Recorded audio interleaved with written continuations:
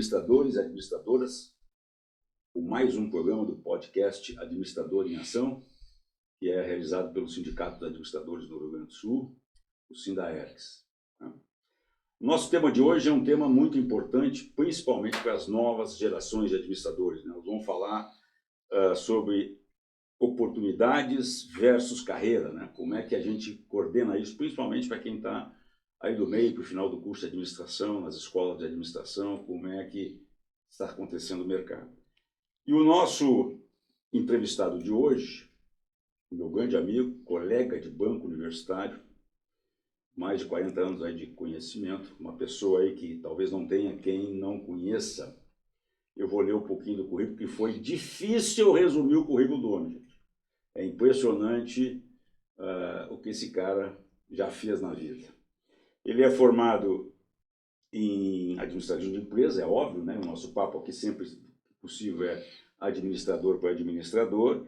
Ele tirou especialização pela PUC do Rio Grande do Sul e mestre em administração pela Universidade Federal do Rio Grande do Sul.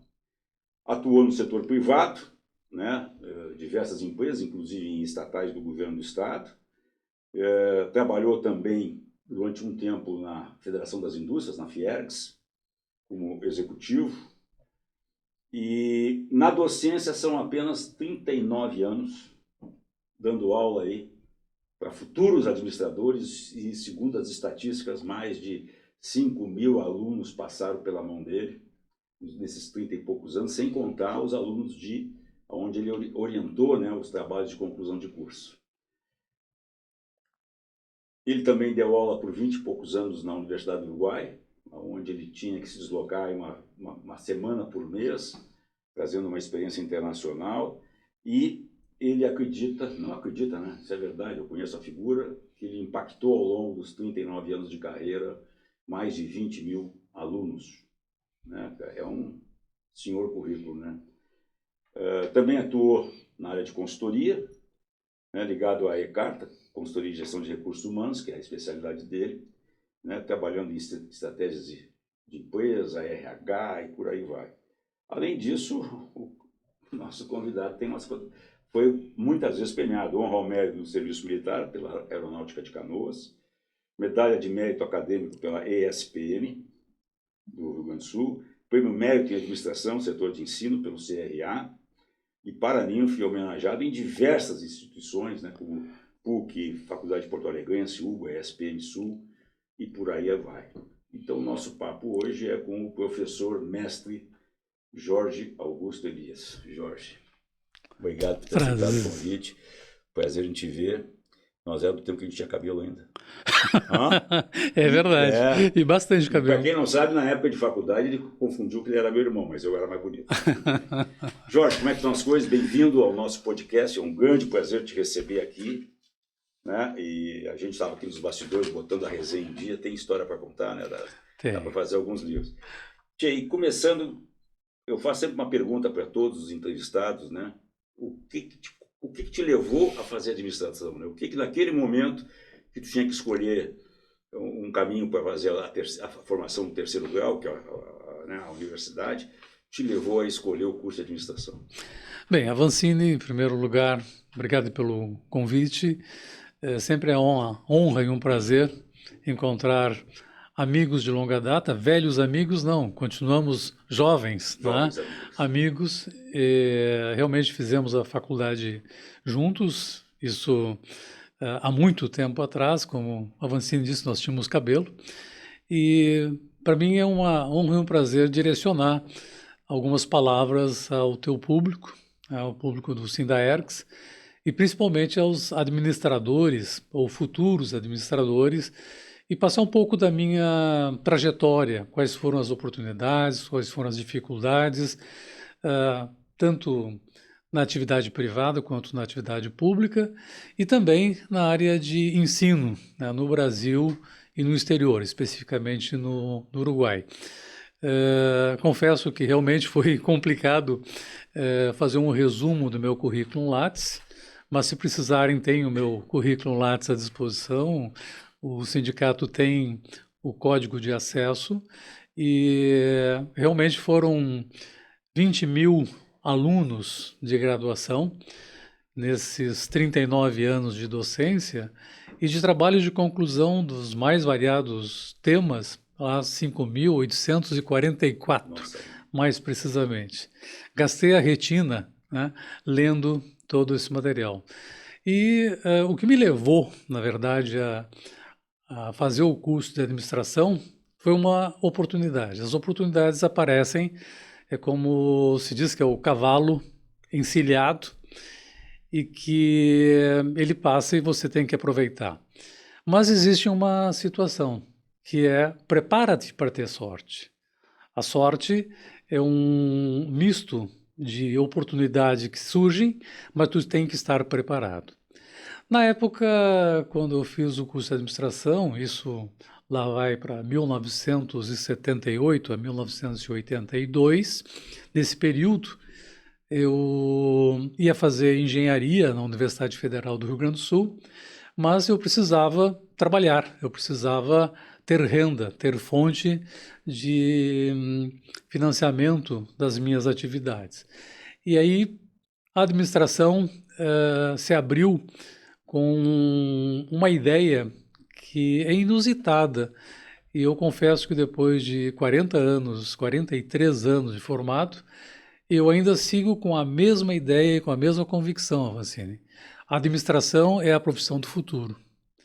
E o que me levou, na verdade, a fazer administração é exatamente isso. Eu tinha muita visão de perspectiva para o futuro e a administração era uma forma de me abrir um leque para muitas atividades.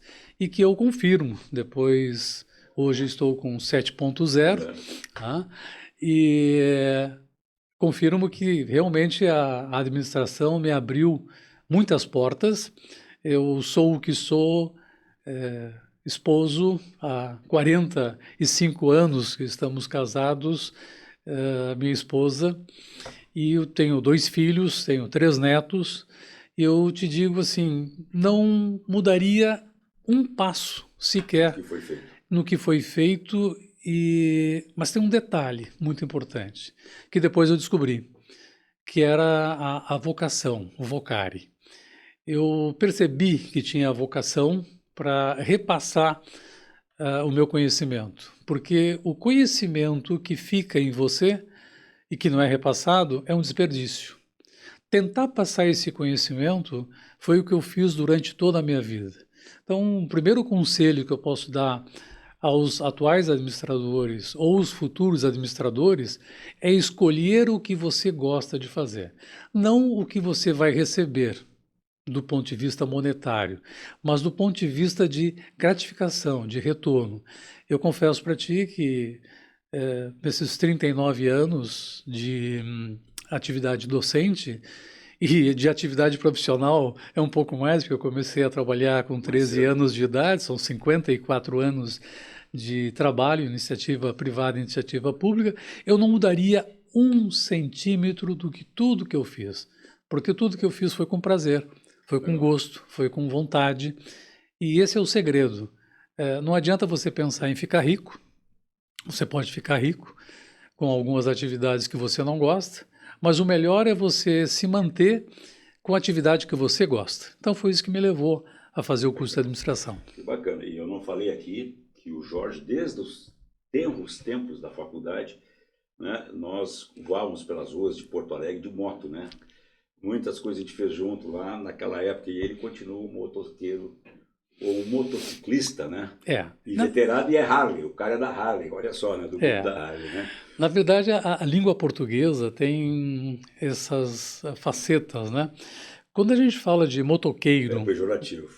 Motociclista ou motociclismo, o eiro, o padeiro, por exemplo, é aquele que trabalha com pão, o pedreiro é aquele que trabalha com a pedra, o motoqueiro é aquele que trabalha com a moto. O motociclista, o ista significa ser especialista em. Então, o ginecologista é especialista em uma determinada área da medicina. O motociclista é o especialista em moto. E o motociclismo, a palavra final, ismo, significa sistema. Então, é sindicalismo, por exemplo, o islamismo, sistema islâmico, o sistema sindical. e, no caso do motociclismo, é o sistema de moto. Essas três situações eu vivenciei na prática. E realmente nós começamos lá na moto CB 125, CG, e hoje o meu pai foi piloto de motos e eu reverenciei a memória dele, porque quando eu fiz 18 para 19 anos, ele tinha medo de que houvesse algum acidente. E o Jô Soares já dizia, né, que a moto foi feita para cair. Então ele me dizia sempre, não tenhas medo, tenhas respeito. E aí, quando chegou a uma certa idade, já aí passando dos 50 e chegando aos 60 anos de idade, eu abandonei as esportivas, as motos mais velozes, e entrei para o mundo Harley. E realmente é um mundo totalmente diferente. É uma outra tribo, né? É uma outra tribo, é uma outra pegada, é uma outra forma de andar. Vai chegar um momento que eu vou ter que parar, até por questões de segurança minha e dos pessoas que circulam na cidade, nas estradas. Mas enquanto eu tiver reflexo, tiver força física, porque a moto é pesada, eu tenho hoje uma Heritage, e a Heritage tem 400 quilos, então... Mas de repente os netos vão te botar na garupa, que não demora muito, e tu vai andar com os netos. É possível. Heritage significa herança. Talvez. Jorge, qual foi a importância do curso de administração? Tu é um cara que trabalhou na iniciativa privada, primeiro, né? Trabalhasse em empresa privada, depois trabalhasse em empresa estatal, né? A Fundação Zoobotânica, que infelizmente o governador Sartori fechou. Sim. Uma bela instituição que era responsável pelo zoológico, por todas essas coisas ligadas ao meio ambiente, né? Ali no Jardim Botânico. O que no momento em que tu começa a fazer um curso de administração e depois com a conclusão, o que esse curso te ajudou? Ele me abriu as portas em todos os sentidos. Eu falaste agora da Fundação Zoobotânica. Efetivamente, eu iniciei as minhas atividades como auxiliar de pessoal, depois fui auxiliar de projetos e depois auxiliar da gerência administrativa. E eu tive a honra e o prazer, na época, de fazer um dos primeiros projetos que o governo federal financiava, era a FINEP, a Financiadora de Estudos e Projetos, para pesquisas. Como disseste, a Fundação tratava do Parque Zoológico, Jardim Botânico e o Museu de Ciências Naturais. E o Museu de Ciências Naturais vive de pesquisa. E, evidentemente, que recurso sempre é interessante para o fomento da pesquisa básica, principalmente.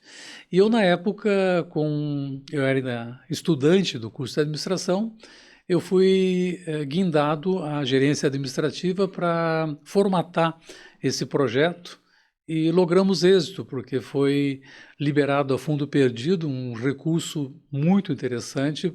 À época, nós estamos falando aí na década de final da década de 70, início da década de 80, com um projeto que foi para estudos e valorização das ilhas do Delta do Jacuí. Então, o curso de administração nessa área me abriu muito as portas e também, evidentemente, eu não posso esquecer de dizer isso para a área de ensino. Eu comecei a lecionar na Pontifícia Universidade Católica, na PUC, 2 dias antes da minha colação de grau. A minha colação de grau, o Avancini, foi uma turma depois da minha, mas eu terminei o curso com a colação de grau no dia 14 de agosto de 1982 e no dia 12 de agosto, era uma quinta-feira, eu comecei a lecionar na PUC. Depois fui para Porto Alegrense, depois para a Ritter, para a SPM, enfim, pela FAPCA também, a faculdade que eu tive a formação, eu fui convidado também para lecionar nos cursos de graduação. E lá se foram 39 anos de experiência, que eu digo isso porque eu fiz o curso de administração e, evidentemente, depois o curso assim exigia, né, lecionar não bastava ter a prática e a teoria, porque é exatamente isso, que eu comecei com a prática e depois com a teoria. Foi muito interessante. E não a teoria para depois ter a prática. E aí o curso de administração me abriu o leque, eu fui fazer especialização em finanças, por incrível que pareça, em recursos humanos, que é a minha especialidade, e em marketing também. Não fiz produção. E depois, assim exigia os tempos que eu fizesse também o mestrado. E aí fui fazer o mestrado, e vejam bem, eu sempre fui fiel à linhagem da administração, formado em administração, especialista nas mais diversas áreas de administração, e mestrado também em administração de empresas pela Universidade Federal do Rio Grande do Sul. E, evidentemente, aí eu me permiti continuar lecionando, me abriram as portas também.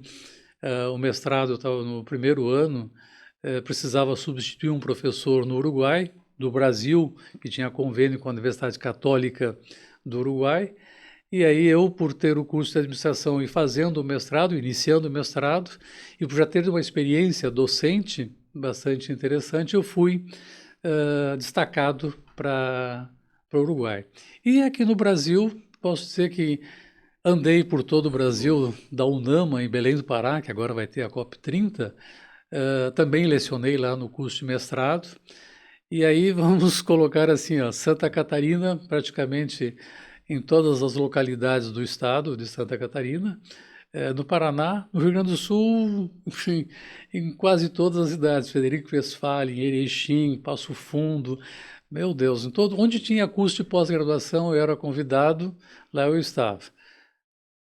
Devo dizer que também o curso de administração me abriram as portas para eu casar, ter 2 filhos e hoje 3 netos. E também o curso de administração, Avancini, para fechar essa ideia da pergunta, eu comecei a desvendar a consultoria. E depois da Fundação Zoobotânica, eu fui convidado para ser executivo, gerente administrativo e financeiro da Federação das Indústrias e do Centro das Indústrias do Estado do Rio Grande do Sul, lá nos idos de 1973, que hoje todo mundo conhece como o Teatro do SESI. Fica, eu dizia, fica na esquina da Assis Brasil com a Freeway, né? Número 87. Para quem não conhece, Porto Alegre é longe. É longe, do é centro longe. da cidade. O número é Assis Brasil 8787. E eu tive o prazer, né, de, como executivo, escolher, porque permitia atestada ali, colocar um número 8.787, para marcar o ano da inauguração da Fiergs, que eu entrei em 83 e saí 3 anos depois da inauguração. E foi um grande desafio. Eu te contava agora, na nossa conversa, que na Fiergs eu tive um desafio muito grande, que foi o deslocamento, que ela funcionava tradicionalmente no centro da cidade, para quem não conhece Porto Alegre, na Travessa Leonardo Truda, perto do mercado público, e de repente ela termina a obra e temos que fazer a mudança lá em 1987 para Assis Brasil, esquina Freeway. Onde não tinha nada. Onde não tinha nada. E realmente era muito longe. Era campo de arroz. Isso. E aí a administração novamente me auxiliou, na tua pergunta, né, a criar espontaneamente uma situação. O pessoal, os funcionários, eu era o executivo, que entravam às 8 horas da manhã e saíam às 18 horas da tarde, eu tive a ideia de colocar um ônibus à disposição dos trabalhadores, dos funcionários, estendendo 15 minutos, entrando às 8h15 e terminando o expediente 15 minutos antes, autorizado pelo presidente, que à época era o Luiz Otávio Bueno Dias Vieira, e ele me dava a carta branca para fazer tudo que eu achava que deveria fazer, desde que não errasse. E se tu errar, tu sabe qual é o teu destino. Passa no RH. Passa no RH. E aí criei essa concepção, né? O pessoal ficou grato porque eles entravam às 8 horas na Leonardo Truda, pegavam um ônibus, 15 minutos depois estavam na Assis Brasil. Hoje não se leva, hoje se leva meia hora, 40 minutos para percorrer Está tudo povoado em torno, viu, Júlio? Agora não tem como. Se vai pela Assis Brasil, pior ainda. Pela Freeway se conseguia fazer, se conseguia uma velocidade maior. E no final do expediente, ao invés de terminar às 18, terminava 15 minutos antes, largava na Leonardo Truda. Então, essas coisas, o sistema de alimentação, o sistema de segurança, manutenção, a própria obra em si, ficava sob o meu comando. Pouca coisa. É, muita coisa. Eu vou te contar que não digo meus cabelos brancos, mas as faltas deles também Tem um pouco a ver com é isso. por conta desse período. E depois desse período, ainda no tema o que a administração me deu, né? Eu fui dar os primeiros passos na consultoria. Saindo da Fiergs em 1990, e lá se vão 30 e tantos anos, né, de consultoria, fiz grandes amizades e, evidentemente, também os alunos do curso de pós-graduação, que é uma porta muito interessante para a entrada de clientes na consultoria. Eu comecei a fazer algumas consultorias, começando com sistemas de remuneração, que na época, Vancini, quando fui fazer o mestrado, a minha orientadora, Silvia Resch, ela dizia, tu é louco fazer mestrado com sistemas de remuneração, cargos, salários, ninguém fez isso aqui na URGS, o pessoal de recursos humanos quer treinamento, recrutamento, a parte mais soft, vamos dizer assim, da gestão de recursos humanos na especialidade, uma das especialidades da administração. E eu disse, não, eu quero, porque eu gosto de números, eu vou fazer o meu mestrado, a minha dissertação de mestrado em cima dessa temática. E por conta disso, me abriram portas nunca imaginadas por mim e planejadas. Por isso que eu comentei no início, o importante é fazer o que tu gosta. No momento que tu gosta de fazer, essas portas se abrem. E aí, perguntavas antes a história do livro, né? Eu pretendo, sim, eu estou desenvolvendo 2 sistemas de absenteísmo e rotação de pessoal, ou os americanófilos chamam de turnover, né? Bonito, então, mas é rotação de pessoal, é movimento de entrada e saída de pessoas na organização.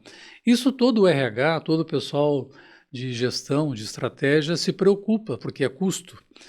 Agora, a pergunta que fica, onde impacta isso lá no demonstrativo de resultados do exercício, né? No DRE. E aí eu consegui desenvolver uma série de fórmulas, que é em cima disso que eu vou desenvolver meu primeiro livro, se Deus quiser, sobre esse tema, porque o último livro que tem sobre a temática data de 92. Então está na hora de atualizar e de ampliar. E com essas fórmulas todas que eu desenvolvi, é possível. No tema da consultoria, também é um excelente tema, porque você pode fazer um trabalho sem cobrar nada do cliente, simplesmente cobrar o resultado. O que eu reduzir de custos de absenteísmo ou de rotação do pessoal, um percentual fica para o consultor. Com taxa de sucesso. No primeiro momento o pessoal diz assim, puxa, contratar um consultor e não pagar nada e ainda ter resultado é tudo que eu quero. Só que na hora de pagar, que não, aí o consultor, puxa, aí é muito dinheiro. Ele acha que não tem mérito nenhum. Não tem mérito nenhum. É um pouco da cultura gaúcha também, né? É um pouco, eu diria assim, ser consultor é quando tu entra nos piores momentos da vida da empresa. E tu sai no melhor momento da vida da empresa. Mas a consultoria é exatamente isso. E, mas é verdade, nas empresas, pela minha experiência, dos 54 anos de trabalho entre atividade pública, privada, consultoria e docência, eu posso te dizer assim, você é um número na empresa. Você tem que se dar conta que está fazendo aquele trabalho como um resultado. E o resultado, Avancini, eu posso te dizer assim que eu sou um homem dos altos dos meus 70 anos, satisfeito com tudo que eu colhi, com tudo que eu formei, e hoje eu encontro, né, aí vários alunos aonde eu vou. Tem 2 aqui no sindicato, estava numa ansiedade da tua vinda que tu não imagina. Até banho se arrumaram e tocaram perfume hoje. Os dois. Sabe, uma situação muito interessante que eu tive já alunos, filhos dos alunos e depois os netos como meus alunos. O André Bier Johann Peter, por exemplo, né, ele foi meu aluno, e o filho dele foi meu aluno. Então, Isso é eu legal, sou... acho que traz uma história bacana. É, E deixa eu te perguntar uma coisa, né? Primeiro, antes, eu acho que é importante nessa primeira fala aqui, no primeiro bloco com o Jorge, que ele coloca, né, a administração, por ser um curso mais generalista, te possibilita uma formação mais ampla, sim. né? E a maioria dos administradores, né, trabalham, quando vão fazer a escola, na sua maioria, porque o curso de administração tu pode fazer à noite, coisas que outras disciplinas ou outras profissões não permitem, como medicina, engenharia, e até o direito também dá para fazer à noite. Então o Jorge fala isso.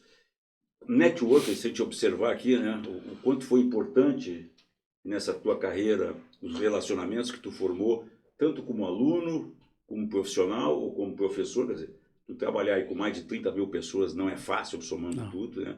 Já deve ter visto tudo, né? E é o amor, né? O amor que o Jorge coloca naquilo que ele escolheu, que é a formação. E aí eu queria te perguntar, Jorge, e eu acho que a tua experiência como docente, que deve ter formado aí muitos currículos de escola, ou ser chamado para avaliar a mudança, como é que tu acompanha a evolução, o que faltou lá na nossa época de banco escolar, né? E quando tu vai com o diploma na mão, já estava no mercado, já 2 dias depois dando aula, né? Mudou o teu lado Sim. mudou o lado da mesa, e o que tu percebeu que talvez tenha faltado naquele momento, nos 4 ou 5 anos de formação, que poderiam ter te ajudado ou facilitado um pouco mais?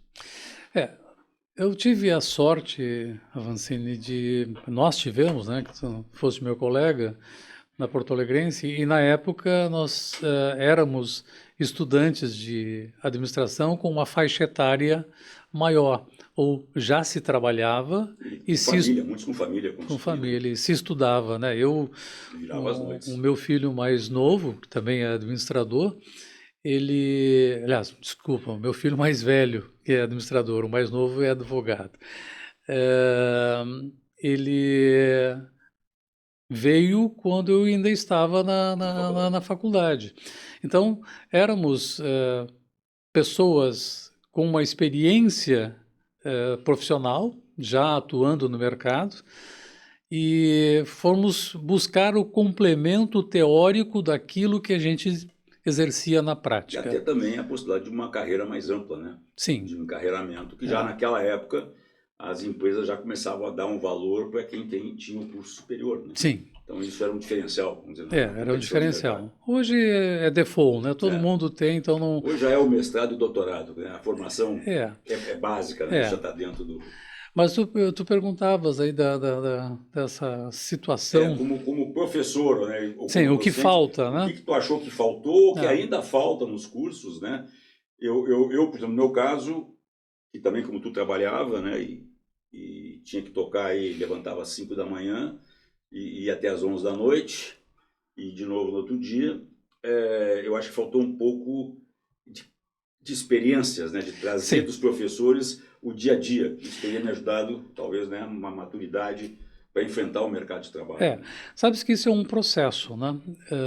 Na época, quando nós éramos estudantes de administração, nós tínhamos professores que eram profissionais que também eram professores. Exatamente. O que nós temos hoje são professores profissionais. Então, qual é a diferença e o que, vamos dizer assim, faltou na época e que é um complemento para a atualidade? Na época faltou esses nossos profissionais que também eram professores ter uma base, um estofo mais teórico para passar, mas tinham muita prática. Trabalhavam, eram executivos de empresas e que lecionavam à noite, como dissesse, como alternativa até de carreira e de ganhos. Hoje, com o passar dos tempos, a gente vê que aquela universidade, aquele centro universitário, ou aquela faculdade, ou aquela escola, há uma síndrome que a gente comenta que quando tem o curso de graduação e abre um curso de especialização em nível de pós-graduação, o curso de graduação diminui a qualidade. E aí abre um mestrado, o curso de especialização diminui, de graduação fica mais abaixo ainda. Por quê? Porque tem que colocar os mais experientes, né, no mestrado, depois na especialização, e aí ficam a carreira entrante, os mais jovens, na graduação. E muitas vezes sem experiência, sem ter passado por um CNPJ, como eu digo, né? E tem pessoas que encarreiram a questão da formação, terminam a graduação, vão fazer especialização, vão fazer um mestrado e até doutorado, sem ter trabalhado. E aí, quando termina o doutorado, vai para a sala de aula sem ter conhecido um CNPJ. Quer dizer, uma coisa é a vida prática sem a teoria, a outra é a teoria sem a prática. Na administração, as duas coisas precisam andar juntas, porque não adianta teorizar, nós temos que praticar. Por isso que eu busquei a consultoria, e aí eu até oriento as pessoas, elas não são conflitantes. A formação acadêmica, a atividade privada ou a atividade pública, com a consultoria e a docência, elas se complementam. E aí sim, você, não digo que eu tenha feito tudo isso, que eu tenha sido o melhor profissional, ou que eu tenha me organizado para fazer isso. Não, eu fui aprendendo isso, como se diz na gíria, aos trancos e barrancos. A vida me forjou. Hoje nós temos uma situação um pouco melhor, que alguns chamam de coach ou de especialistas em carreira, e temos como ter orientações, né, muito interessantes, que abreviam esse sofrimento que a gente teve, o que eu tive, pelo menos, para passar os perrengues na vida real, na vida prática. Hoje eu consigo, eu vejo várias pessoas que termina a aula, alguns alunos mais interessados, o Matheus, por exemplo, né, que vai lá e me pergunta, como é que eu faço isso aqui? O que eu consigo usar essa atividade? E para mim é um prazer, né, encontrar alunos e ex-alunos, e alguns alunos dizem assim, eu fui sua aluna, e foi graças ao senhor que eu endireitei a minha carreira e fui para tal atividade. Olha a importância que a gente acaba que a tendo, gente não imagina, né? que não Não se dá imagina, conta. não imagina, não se dá conta. Então, o curso de administração que teria como falta hoje é de uma prática maior, tá? O que nós não tivemos no passado, uma teoria maior. Mas a teoria você busca, a prática você tem que Ainda vivenciar. mais com as ferramentas de hoje, né? Google, IA, vamos falar sobre IA e tantas outras que na nossa época não tinha, né? O Não, máximo que não. tinha era pesquisar no Páginas Amarelas. É. Para quem não sabe, era um livrão que a companhia telefônica largava, onde tinha todas as empresas por tipo de serviço e o mapa para tu te achar na cidade. Hoje não precisa mais nada disso. Hoje os médicos perguntam, né? Você veio consultar ou veio confirmar o que você Tu já consultou? consultou, exatamente. Mas falavas em inteligência artificial, é bem Deixa interessante. eu segura um pouquinho, quero te perguntar outra coisa, nós vamos chegar lá. Tá. Quando tu falasse aqui toda a tua carreira, né? E eu tive a oportunidade de acompanhar toda a faculdade, depois aí os teus primeiros anos fora da faculdade, até que nós tínhamos pessoas incomuns que a gente conhece, enfim. E eu me lembro que tu fosse um aluno que casou durante o curso, né? Aí teve um filho. Cara, como é que tu conseguiu equalizar família, filhos, o teu lazer, que como motociclista, desde aquela época tu já era apaixonado, até talvez uma herança do pai, né? Com as tuas atividades sociais, com teus amigos, porque a carreira de professor, para quem já foi, para quem dá aula, sabe que ela é sacrificada, né? No teu caso, como professor, vamos chamar profissional, Sim. né, dedicado à docência, tu tem que estar na universidade de manhã e estar de noite. Sim. Né? Tu cumpre e à medida que tu assume cargos de responsabilidade como coordenação e tal, né, o teu volume é maior ainda. E como é que tu... E fora essas viagens que tu falasse, né? Brasil inteiro, Uruguai, tu comentava comigo aqui nos bastidores, o Uruguai era uma semana, né? Então que até tu tinha uma maneira de equilibrar, levando alguns momentos, tu levava a família junto, os garotos pequenos. Mas, cara, porque esse é um ponto, eu acho que se discute, né? E a gente conversava no almoço sobre esse equilíbrio, porque eu sou da época, nós somos da época que, primeiro, né? preparados e educados para entrar numa empresa e se aposentar nela. Quanto mais tempo tu ficasse, era melhor. Isso era o modelo. Trabalhávamos 10, 12, 15 horas por dia, né? E achávamos que isso era fantástico. Entra um pouquinho também no termo da felicidade, né? Que está na moda hoje. Como é que tu conseguiu, tio? Qual foi o milagre? E aí tem que estudar. O teu caso é pior ainda, porque tu tinha que ir para casa, né? Formar a aula do dia seguinte, corrigir prova, ver o trabalho do orientando, ver também a questão do teu mestrado, da tua pós. Pô, tio, não sei como é que tu teve filho. Olha, Vancini... Deu tempo? Deu tempo. Eu te diria assim, ó, até avisando para todos que estão assistindo esse podcast, eu diria assim, o grande segredo é ter uma família que te apoie, uma esposa que também reconheça e valoriza tudo isso. Eu tive, graças a Deus, meus filhos. Agora, o principal de tudo isso aí, Vancini, essa é a parte sentimental. A parte lógica da coisa é administrar o tempo. Nós, administradores, precisamos entender que o tempo é um bem inesgotável. Ele é finito do ponto de vista dos homens. E aí nós precisamos gerenciar esse tempo. Para ter múltiplas atividades, como eu tive em toda a minha carreira, claro, além do apoio familiar, essa gerência do tempo, e aí vamos de novo, né? Se o administrador que não souber gerenciar o tempo, procura outra profissão. Dá tempo. Hoje o pessoal está se formando tenramente, termina 24, 23, 20 anos de idade. Dá tempo de fazer um segundo, um terceiro curso, uma terceira formação. Não vai gastar... Só que é uma experiência no exterior, que hoje é muito mais fácil, sim, né? Sim. Adquirir um conhecimento lá fora. E principalmente até conselharia a todo administrador que está nos ouvindo nesse momento, que está no processo de formação, a fazer estágios. Mas estágio é como a palavra mesmo diz. Imagina uma composição de trens, como a Transurb, por exemplo, saindo da estação Mercado, indo para a estação rodoviária até Novo Hamburgo. Passa por diversas estações. Estagiar é isto que eu quero dizer. Não é ficar 2 anos numa mesma organização, 6 meses no máximo. Estagia. Sai daquela, vai para uma outra. Sai da atividade financeira, vai para a atividade de produção, marketing, recursos humanos, vai para a atividade pública. E aí com esse, inclusive, sucessores familiares. Eu orientei muitos alunos que eram sucessores de famílias renomadas e que tinham empresas de grande porte aqui no estado do Rio Grande do Sul. E eles me perguntavam, sigo a carreira, eu não gosto daquela atividade do meu pai, da minha mãe, da minha família. Digo, vai fazer um estágio em qualquer área. Eu gostei da tua aula, vou fazer em recursos humanos.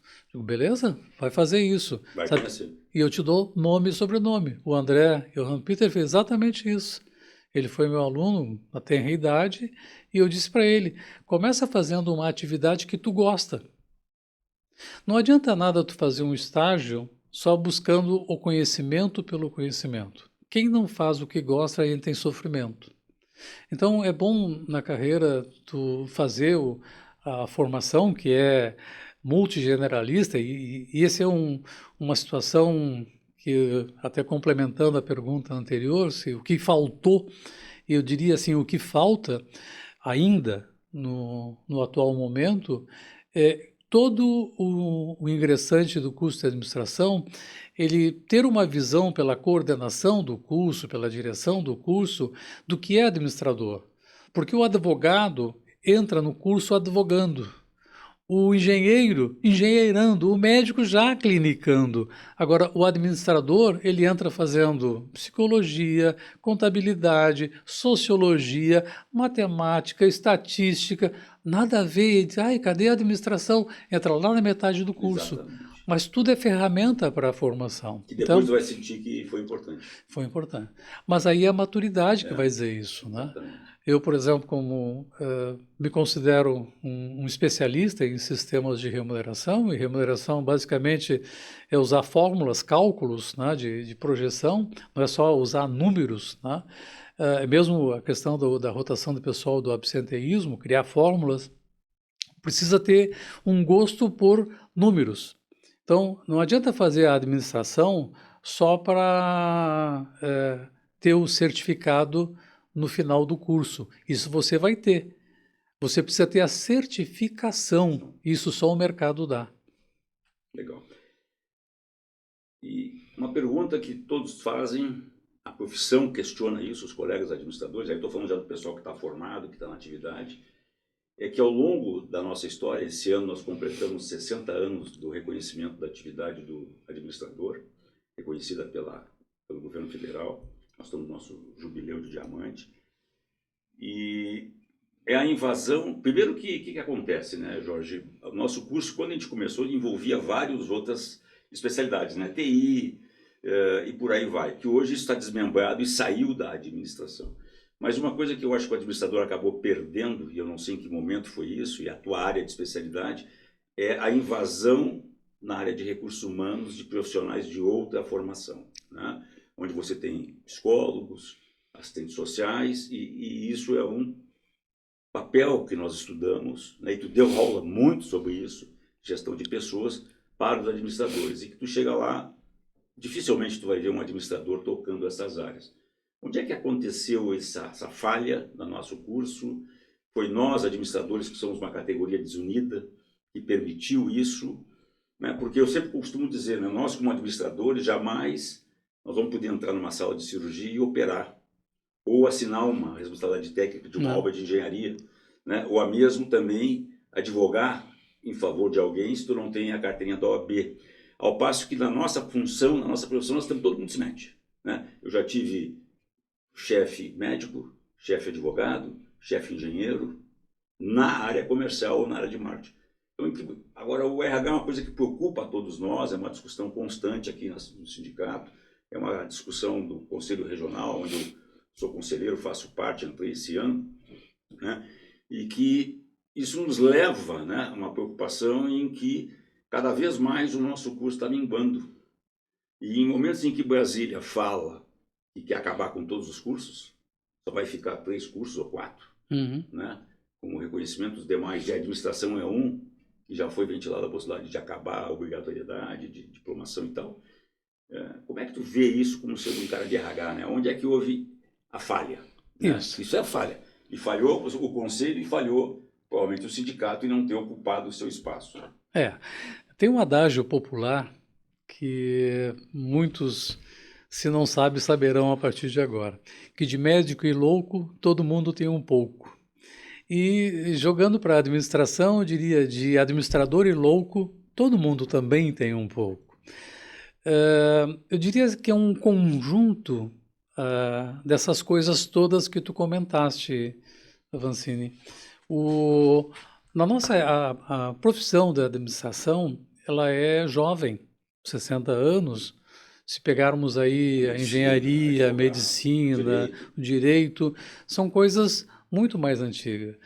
E o Brasil, ela é constituída, o Brasil República, por 3 categorias básicas, né? Até hoje, né? Até hoje. É o médico, é o advogado, e o engenheiro. O Brasil está cheio de políticos que são de formação no direito. É isso aí. Agora, administrador são poucos. Eu escrevi, certa feita, um artigo chamado Administrador, a Conquista do Espaço. E na época eu fui até mal interpretado, mal entendido, que aqueles que gerenciam grandes corporações, que não têm o curso de administração, não são formados em administração e são excelentes gestores. Isso, na minha atividade de consultoria, eu te digo assim, assina embaixo, tem gestores muito melhores do que administradores formados. Então, o administrador, a conquista do espaço é exatamente isso. O administrador precisa conquistar o seu espaço. Não basta ter o título, ele tem que demonstrar proficiência. Não adianta dizer que ele é um profissional se ele não tiver competência. Então, nós podemos dizer assim que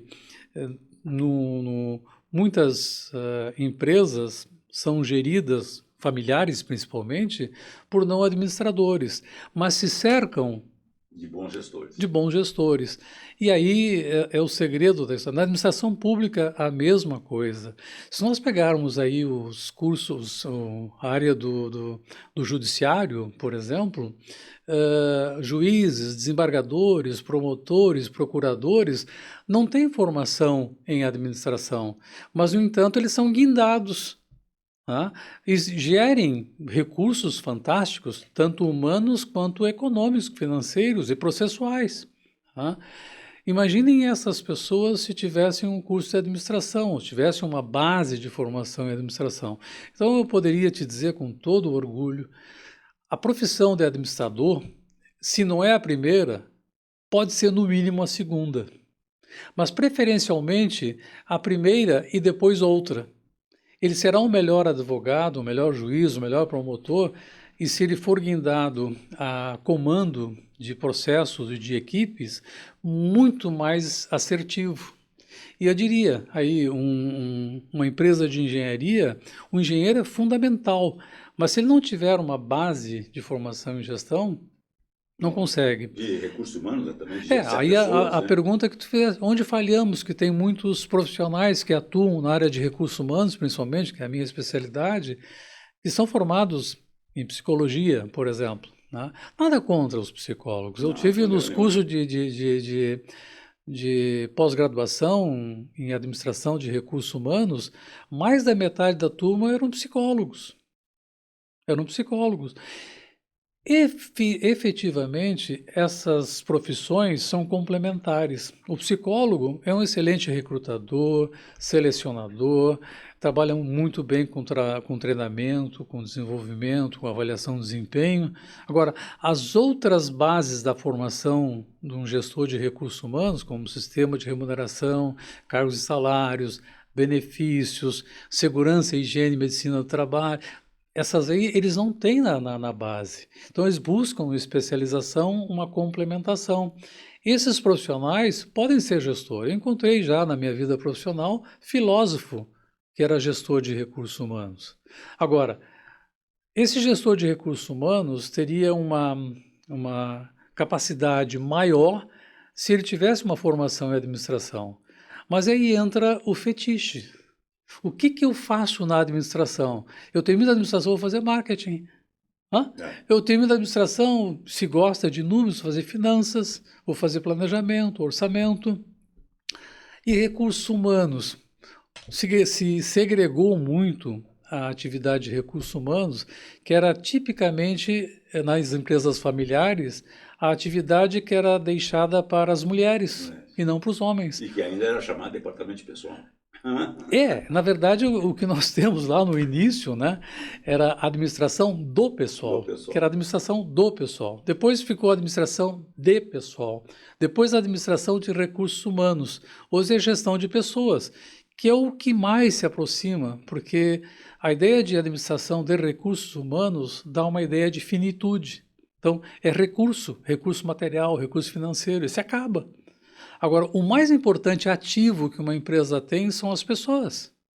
E aí, o momento que os gestores se derem por conta que, aí tu falava em felicidade, eu não vou traduzir isso por felicidade, não.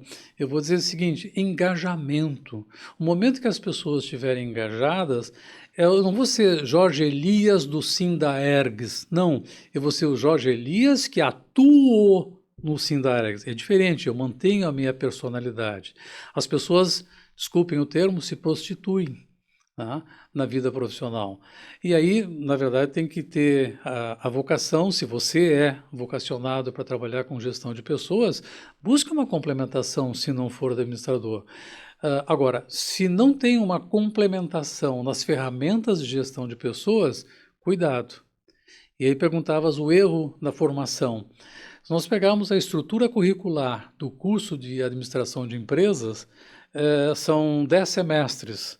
Tu vai pegar os 3, 4 semestres, como disse antes, formação em contabilidade, em psicologia, em sociologia, em matemática, em estatística, em direito.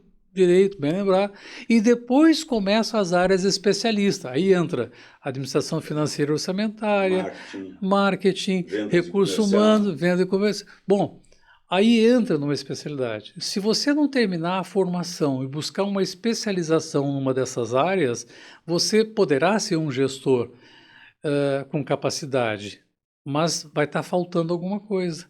Porque é aquela pecinha do quebra-cabeça que não completa o quadro. E eu digo que é um curso de informação, não de formação. Você não é formado em administração, você tem informação de ferramentas de gestão. E aí você precisa se apropriar delas. Eu, por exemplo, quando descobri que a minha vocação era para a administração, eu procurei dentro da administração uma área, recursos humanos. E dentro dessa área, remuneração. É como se um médico... Sim, tu vai... ele faz medicina, faz especialização em oncologia. Aí depois ele passa a fazer... Bom, vou pegar só as patologias do fígado. Bom, ele é dentro daquela especialidade uma foco. E essa é a palavra, tenha foco. Se você vai fazer... Foco, hein? Se você vai fazer administração... por exemplo, ser empreendedor, né? Falaste essa dificuldade hoje no Brasil. A maioria dos empregadores no Brasil são as micro e pequenas empresas. Sim. E o que esse pessoal começa um negócio? Muitos começam por necessidade, não por vocação e não por foco. Agora, aquele que começa por vocação e por foco, eu diria, chance de sucesso total. E se ele fizer a administração de empresa... Melhor ainda. Legal. Uma aula, né? Continuando aqui agora, vamos para temas mais que estão na moda. Vamos. A gente está sofrendo mudanças a uma velocidade absurda em tudo, né? Principalmente a partir de 2020, depois da Covid, que trouxe, todos nós tivemos que nos repensar. E hoje tem dois temas que estão muito na moda. IA e felicidade nas empresas, né? Claro que são assuntos diferentes, eu acho que pode abordar diferente. E o que mais a gente ouve na questão do IA é que ela vai tirar empregos. Assim como a gente ouviu quando houve que nós saímos da máquina de datilografia para o computador ia tirar emprego, a reengenharia ia tirar emprego, e tantas outras fórmulas mágicas que nós já passamos por isso, os novos talvez não tenham tido essas experiências.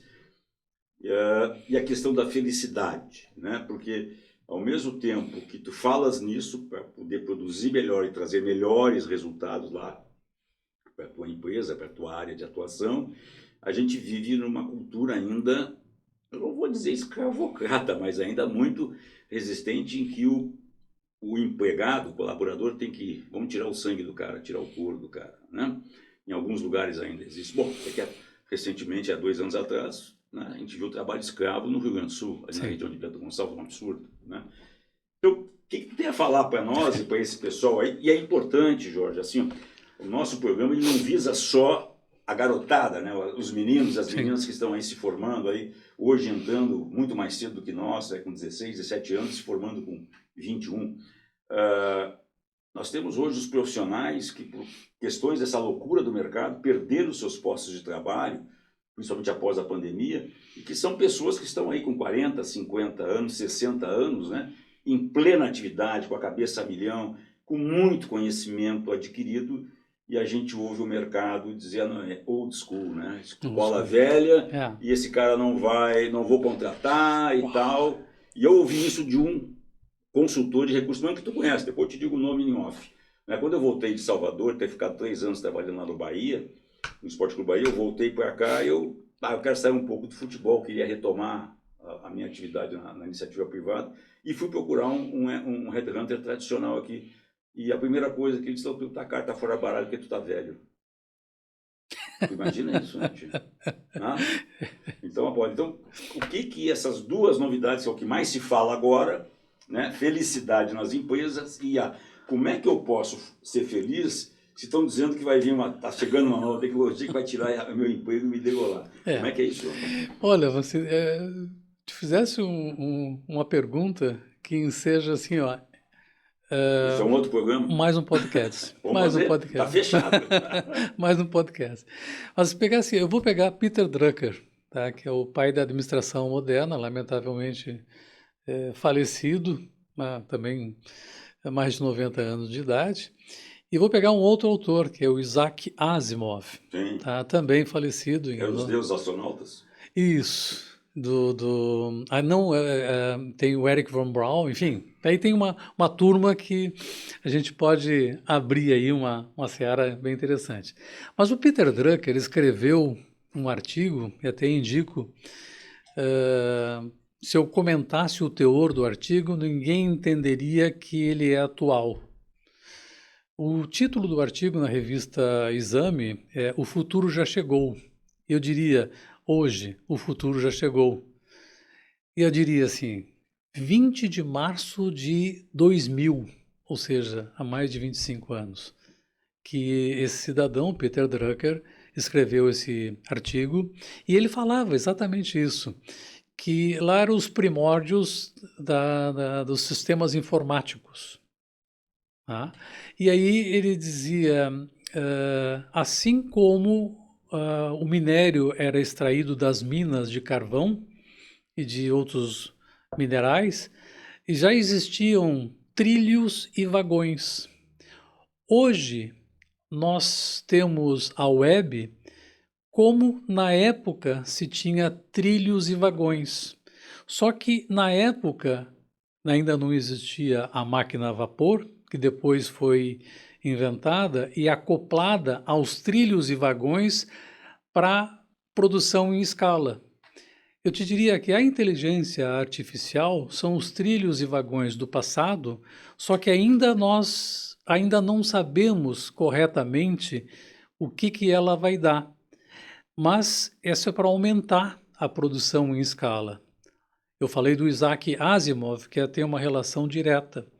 O Isaac Asimov, ele dizia certa feita, né, que a criação do cérebro positrônico foi a primeira vez que eu ouvi isso. E hoje está se falando aí em Reborn e outras coisas que não tem, é o robô, é o Elon Musk com a SpaceX criando chip que vão ser implantados no cérebro, uma série de situações. Tem Matrix, Blade Runner. Isso. Né? Todas essas coisas aí então, já passou em cinema. Né? O futuro já chegou. 2001, Odisseia no Espaço. Isso.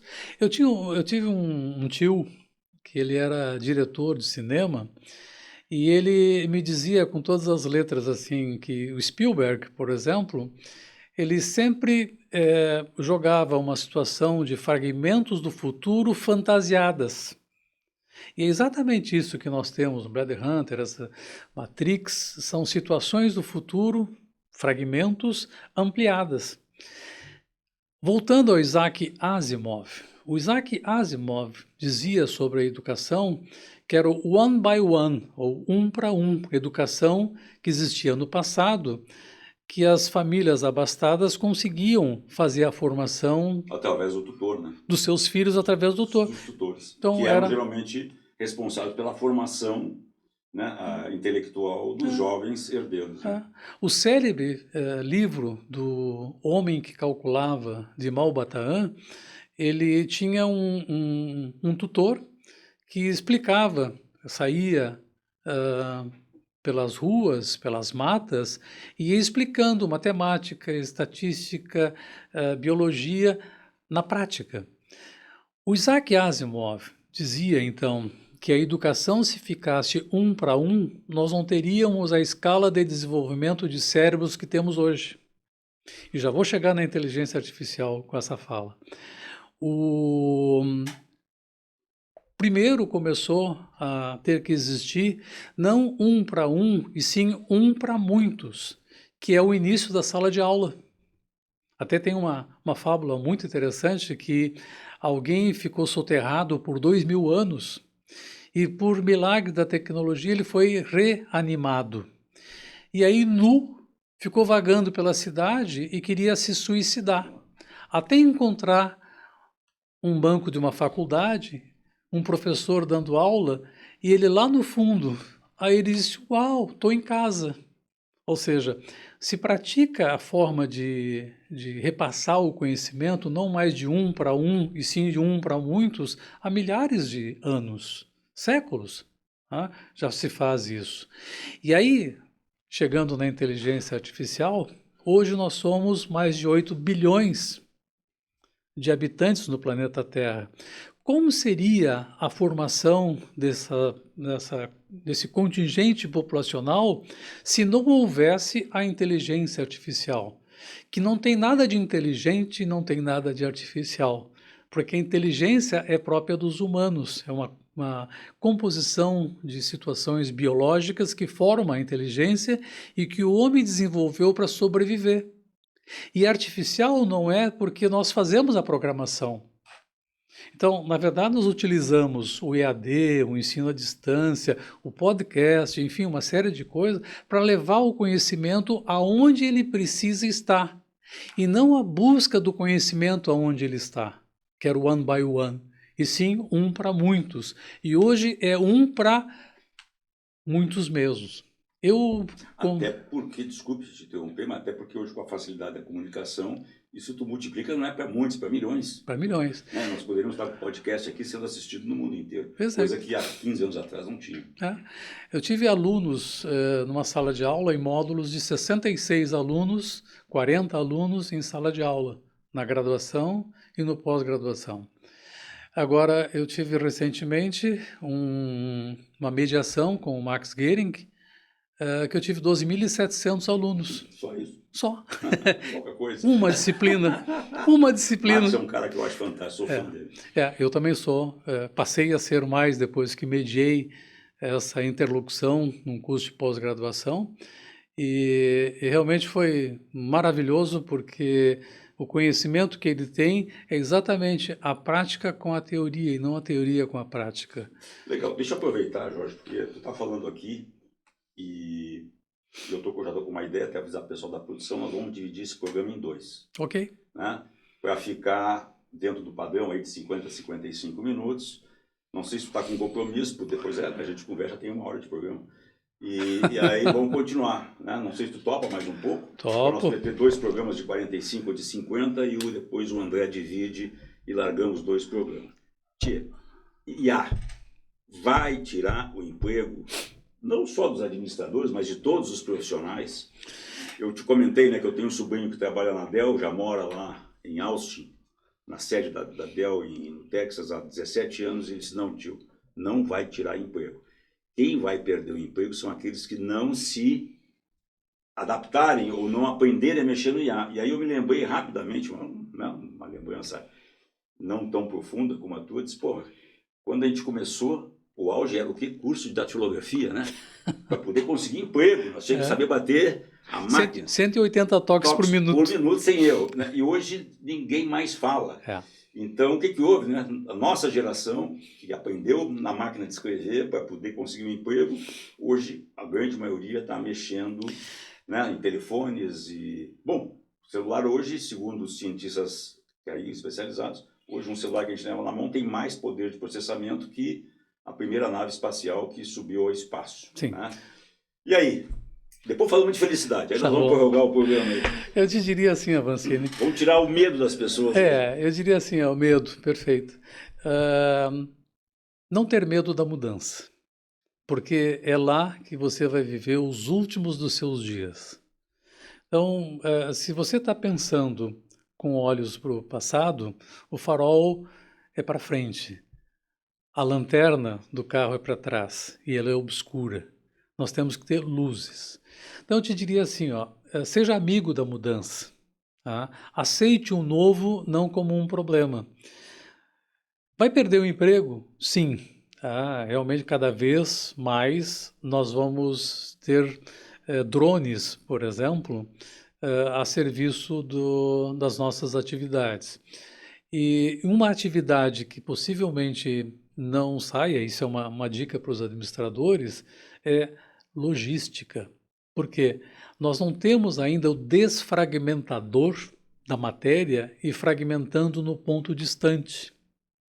Um dia talvez chegue lá, né? Mas talvez chegue lá. Nós vamos ver isso aí. Já há experimentos. A gente via no... qual era o filme? Os Jetsons, né? Jetson, e tu tinha aquele que era o Enterprise. O Enterprise. Né? Que o cara saía de um lugar para o outro, O eu achava Smith. aquilo maravilhoso. O Não, William... o Smith era Guerra no Espaço. Não, é Perdidos no Espaço. Perdido no Espaço, The Lost of Space, é verdade. Mas eu diria assim, ó, a questão, a palavra-chave é mudança. Nós temos cada vez mais um avanço para frente. E não pensas tu que nós teremos um avanço populacional maior do que nós temos. Não. Os estudos demográficos apontam para uma redução da população nos próximos anos. O caso do Brasil e principalmente do Rio Grande do Sul, né? Sim. Que já viramos um estado de melhor idade, né, gente? Não diverso, melhor idade. E quando nós éramos garotos, né, era o país do futuro. Não, nós estamos tendo um problema que nasce menos gente do que a nossa, né, claro que nós vamos ter prazo de vida. Problemas muito sérios, Avancini, porque a aposentadoria, que a palavra aposentadoria significa voltar para os aposentos. Nós não temos mais essa situação e nem condições de voltar aos aposentos. E temos muito para dar. Eu, por exemplo, hoje estou com 7.0, mas com 6.7 eu fui, como disseste, velho, detectado como velho para continuar em sala de aula. Absurdo, absurdo. Um absurdo, porque... Com toda a formação, com toda a experiência. Ou seja, tu estava no auge, né? Estava. Eu faço estudos de metaverso. O pessoal pergunta para mim, eu tenho um relógio que eu vou passar na maquininha eletrônica. Outro dia eu passei e a moça do caixa disse: mas o senhor com relógio pagando com um cartão? Sim, minha filha, por que não? Aí eu perguntei, mas por que tu está dizendo isso? Mas o senhor é velho. Não, eu não sou velho, eu sou mais experiente. Exatamente. Então, assim, a experiência só vem com os anos de vida. A experiência não vem com outra forma senão a vivência. Claro, aí entra a formação, entra uma série de coisas, e a experiência exitosa. Nós temos ainda muito para dar, apesar dos 70 anos de idade. Eu, se hoje morrer, vou chegar lá para o São Pedro chutando a porta dele, porque assim, eu tenho ainda coisas para dar. Não é hora. Os meus netos perguntam assim: vovô, como tu é inteligente? Claro, tem 8 anos, coitadinha. Tá na fase ainda começando a botar o HD a funcionar, né? Mas eu acho que a gente pode conversar com uma outra temática, sim. Mas eu acho que essa questão da mudança e da inteligência artificial, só para deixar um gancho, inclusive com a felicidade, eu te diria assim, ó, a palavra depende. Tá? Se tu és uma pessoa como nós, com 70 anos de idade, e ainda está ativo no mercado, está buscando atualização do chip orgânico, como diz, não é o chip material, o chip orgânico. Nosso chip orgânico é fantástico. Nosso HD é ilimitado. Nosso hard disk é fantástico. O que nós precisamos é alimentar. Uma criança, quando nasce, ela nasce sem nenhuma informação, ela vai buscando, ela vai alimentando esse HD.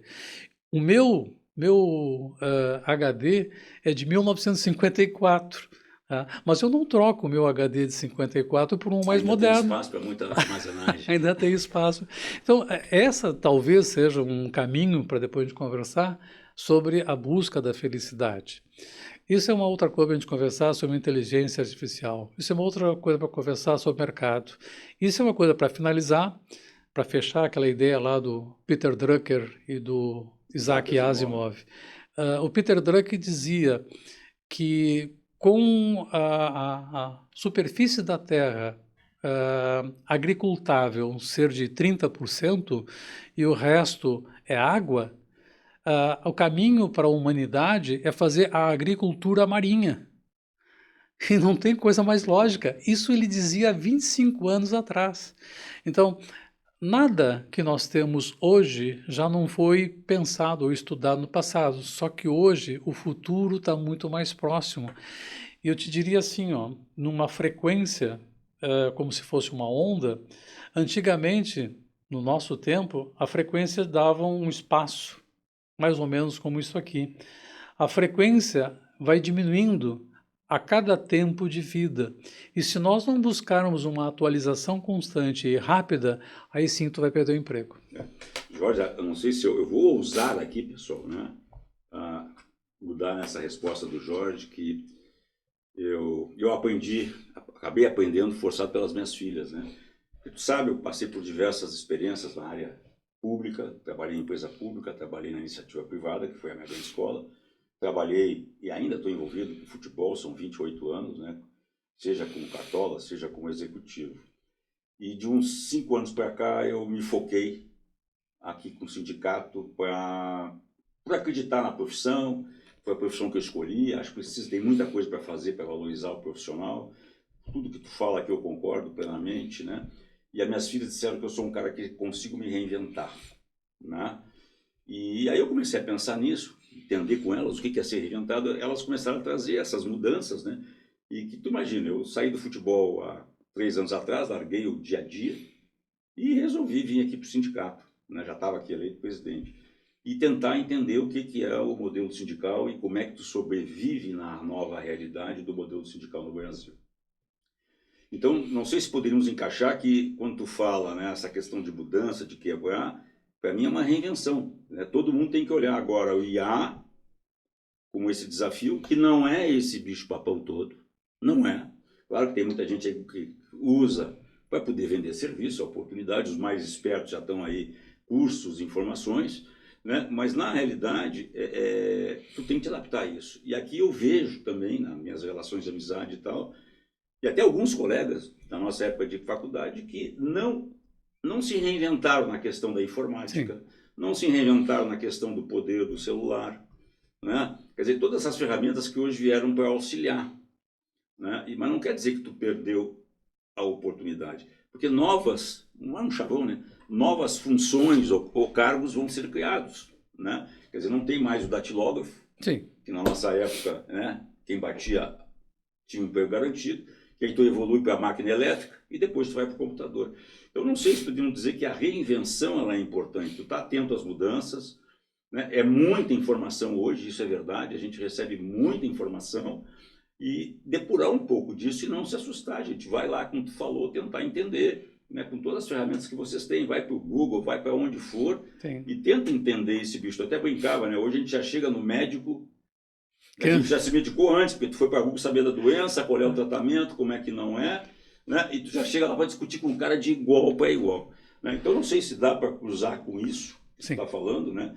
Que essa questão, e tu mostra aqui na tua carreira que tu te reinventou, apesar de tu ter tido um crescimento linear na docência, mas dentro disso, à medida que pôde, tu foi te reinventando com consultoria, ir para o exterior. Ir para o exterior é uma reinvenção, cara. Dar aula com uma língua estrangeira, mais que seja o espanhol, né? Porra, isso aí não é para qualquer um. Não. Né? Tem que ter bala na agulha, como se diz, e fazer. Como é que tu vê isso? E agora, para nós dar um encaminhamento para o final desse maravilhoso podcast Refútil, a felicidade. O que é felicidade? É confete, serpentina, espumante no trabalho?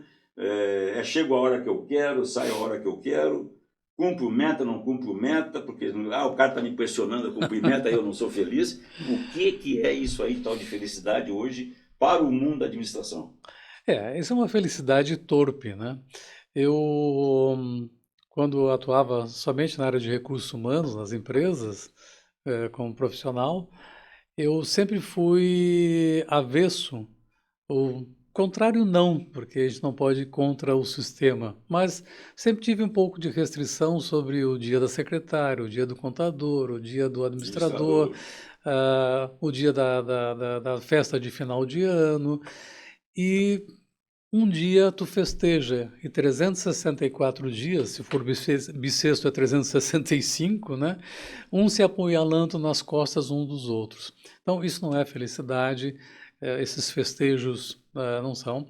E como eu trabalhei e trabalho com remuneração, que é um sistema de recompensa e benefícios, e reciprocidades também, aliás, a palavra remuneração vem do latim remuneratio, que o re significa reciprocidade e o muneror recompensas. Na verdade, quem paga o teu salário é tu mesmo, com o teu resultado. E se tu tem resultado, tu permanece, tu não tem resultado, tu sai fora. Então, eu diria para ti assim, com certeza, a felicidade não é tão simples de ser traduzida. Eu vou te dar um exemplo que saiu agora, essa semana, uma pesquisa no Japão, em que o índice de suicídio dos trabalhadores era de 30 mil ano em 2023, baixou para 20 mil. Por quê? A juventude passou a se dar conta que eles não precisam ser workaholic, viciado em trabalho. Como era a nossa geração. Como era a nossa geração. 150% do teu tempo tem que trabalhar. Não. As pessoas trabalham o suficiente para ter um lazer. O Domenico De Masi dizia o ócio criativo. Né? E é perfeito, ele já falecido há muito tempo, as pessoas talvez não tenham entendido o ócio criativo que ele dizia, que pode ser felicidade. Os europeus estão seguidamente reivindicando a redução da jornada de trabalho de 44 para 40 para 36. O que é isso? Você trabalhar o necessário para sobreviver. Claro que tem que ter um cuidado, isso é uma conversa para a gente ter sobre a aposentadoria. Quer dizer, se as pessoas trabalham menos, não significa ter mais tempo de lazer e gastar tudo que ganhou. Não, tem que ter uma reserva.